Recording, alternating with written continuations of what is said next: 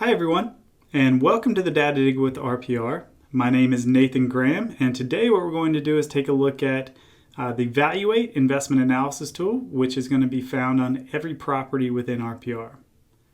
So Valuate will actually help you dig through the numbers of really any cash flowing investment property. So from a single family rental income all the way up to your largest mixed use in a downtown metro center. It allows you to plug in various assumptions. It allows you to do different scenarios such as variations on holds, variations on renovation expenses, so on and so forth. Ultimately, with the idea that this will give your clients the confidence to move forward on the next investment by seeing how these may play out in the long run. And so what we're going to do inside of the system is really look at two different investment scenarios. And the reason we're going to look at two long-term hold scenarios is because the way you analyze a multifamily property with Valuate is going to be different than any other cash flowing property. And so I wanted to make sure that y'all can kind of see these differences. And really, we're just going to kind of touch base to give you a basic understanding of how the system works. And then there's, of course, longer trainings if you want to dive into more details. So with that, let me go ahead and scroll down to the bottom of our page here, and we're going to bring up some recent properties. And so the first one that I want to look at is this one here in Baltimore, Maryland. So as you can see, this is a active for sale property. But keep on scrolling down here. There is an option under additional resources, and this is where you jump from RPR into the Valuate platform. So again, every property, land, residential, commercial, they will all have this button. You can not only do these long-term hold scenarios, which is what we're going to focus on today, but you can also do flip analysis for residential. You can do back of the envelope calculations for land. So maybe we'll do a video on one of those or both of those scenarios later on. But this is one that I kind of put together ahead of time. If you are just starting out with your analysis, you'll land on what's called a quick load screen where you add some basic details, square footage, purchase price, cash flow, expenses, so on and so forth. And then you get dropped into what you will see here. Basically, as you're working through your scenario and adding assumptions, you kind of want to keep an eye up here at the very top where it has your return summary. So on an unlevered and a levered basis, you can really understand and see, how the expenses or revenues are affecting the long-term hold of this investment. And basically, the way this works is like a little bit more of an automated Excel spreadsheet. So all of these blue input items here are things that you are able to adjust and change. And once you make one adjustment, all of those, affected, incomes or expenses off of that are going to change as well. So one thing I always like to show is, if this is at a 7 cap and we want to, or are willing to go down to a 6.5, you click on enter, and not only do all of the, return summaries change based on that input, but also your purchase price is going to adjust as well, and it'll show you, how much above the asking price you would be willing to go based on the assumptions you've plugged in and going into a year one cap rate of 6.5%. So continuing on, the way this works really is you are going to kind of walk through each scenario, each tab up here at the top. If you have something that looks a little weird, like I just did this change and now we have this exclamation, the system really does try to guide you through best rule of thumb type of thing. So it says, hey, if something looks a little weird, it's going to try to tell you. So when I made that change to 6.5, it says your sales valuation is now less than your purchase price. This is what you intended, you can dismiss, or we can come down here, take a look at this and say, all right, well, since I'm buying it at a lower cap rate, I'll probably be able to sell it at a little bit of a lower one than I originally thought. Make that one quick change, and now you can see we have a positive property valuation growth, and our little exclamation point saying that there's an issue now is gone. So continuing down the tabs, the levered analysis, in my mind, there's not a whole lot to do here. It's just a nice quick check on what this looks like, when you take out a loan, what your returns are going to look like. If you do have, target internal rates of return, you can plug that in and see what your purchase price would need to be. But really, this is just kind of a nice tab to take a look at how this is going to perform on that levered basis. So not a lot of inputting, at least in my mind, on that tab. Next up, you come to the cash flow tab, and this is where you start to put in some work. And so you can see here your EGR and your OPEX. This is what I originally entered on the quick load screen. So you can adjust that at any time if you want to.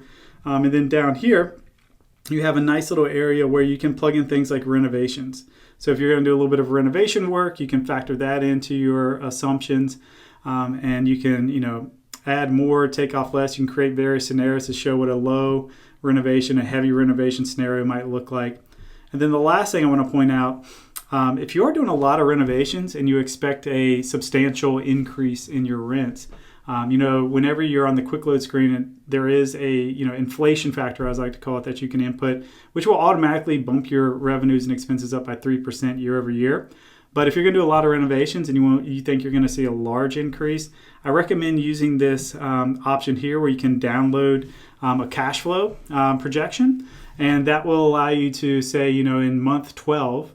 After all the renovations are done, we think we're going to see an extra, X amount in cash flow on the revenue side.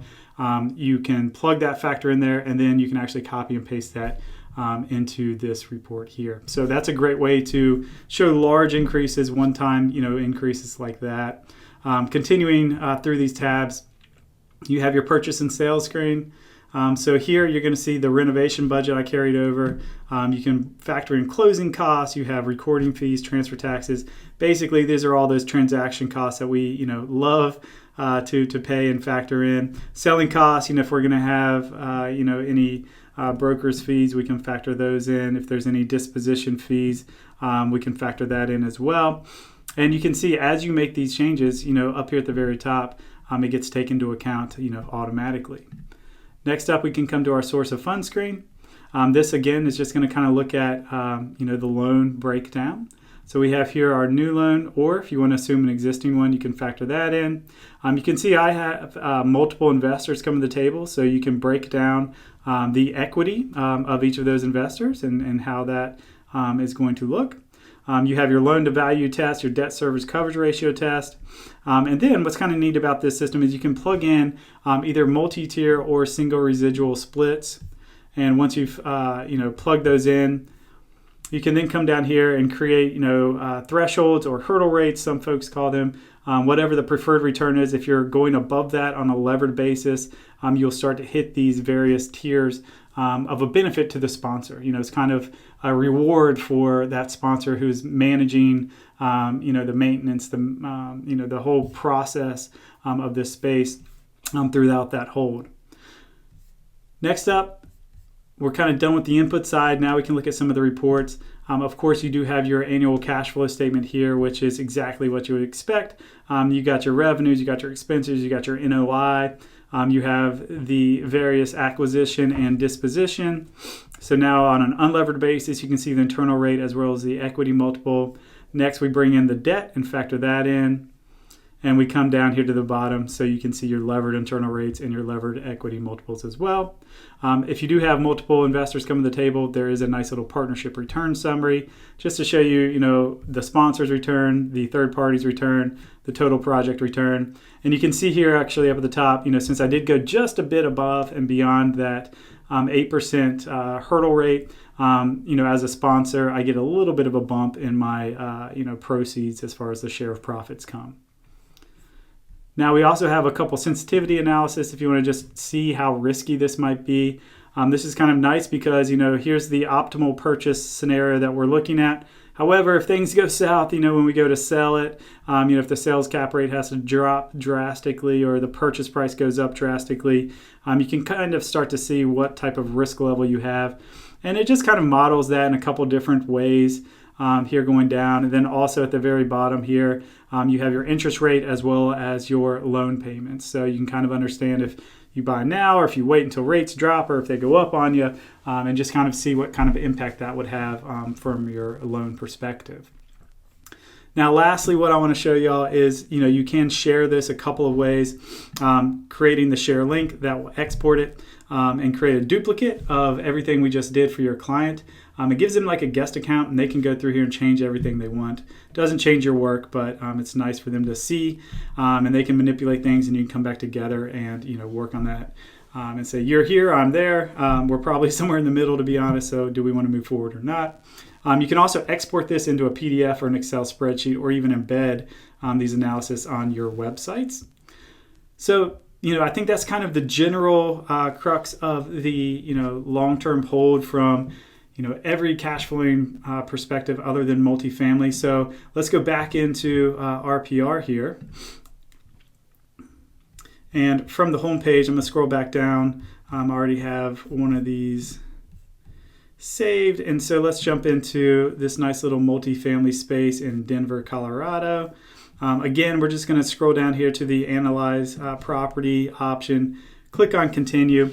And really what I want to do here, for the most part, the look and feel is going to be very similar to what we saw, with that industrial space that we were looking at just a second ago. But I do want to point out a couple major differences. And they really start here on the Rent Roll tab. So what's nice about the multifamily analysis within Valuate is you have the ability to create a rent roll as well as a unit mix. And so once you define your unit mix, 1 bedroom, 1 bath, renovated or unrenovated, whatever they might be, you can see I've set these up as 11 unrenovated. You can square out the monthly rents for these units, the average square footages. But then you can come to the rent roll feature here and you can say unit 1, and then you can really, show your clients the actual square footage. Is it occupied? Is it, non-revenue? Tenants move in, move out date, and what the actual rents are. So on a unit-to-unit basis, you can see whether or not these are performing above or below market. Where is the ability to increase rents at? And then on the cash flow tab, you're going to see another big difference here. Because you can see that unit level, Valuate gives you the option to schedule each unit's renovation individually.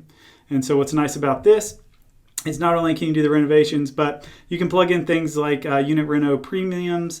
Here is the rent growth every 12-month year over year. Here's our renovation schedule. So you can see I've set this up for an 11-month period for all the renovations to occur within. Average duration on a per unit basis, 2 months, 1 month of remarketing. Average budget per unit is $45,000, and then when we're done, we're actually going to see about a 10% saving in repairs and maintenance, hopefully. The other thing you can do is plug in other gross rent deductions like vacancy loss, which is nice to be able to factor in. You also have here the ability to add other incomes, such as laundry or termination fees. And then on the expense side, you can really show your clients where the expenses are lying within, this analysis or this property. And then what's even cooler is you can see what percent of EGI each of these line item actually, maintains. So if you typically have a, EGI of 10% for repairs and maintenance, and this one's above that, that might be a good indicator that there's a little bit of savings from your efficient management that you can implement. Now down here we have a monthly view and an annual view. The monthly view will allow you to take offline each of those units and show that you're doing the renovations. The system's automatically going to calculate vacancy loss. It'll also, when they come back online, it'll plug in that unit premium. It will go ahead and calculate all of the, construction costs for that time period and so on. And then when you toggle back to the annual view, once you've scheduled out all the renovations, it'll show you the total, vacancy loss if it's, comes in a year or two as well. Renovation unit premium that we're going to see. And it basically walks you through the vacancy loss down here, other income streams, and you can see these are increasing by 3% year over year. Operating expenses, marketing, advertising, repairs and maintenance, all the things that I analyzed. Here's that savings from having those, repairs and renovations done. And from this point, it's really similar to what we kind of looked at earlier. You got your purchase and sales details that you can outline.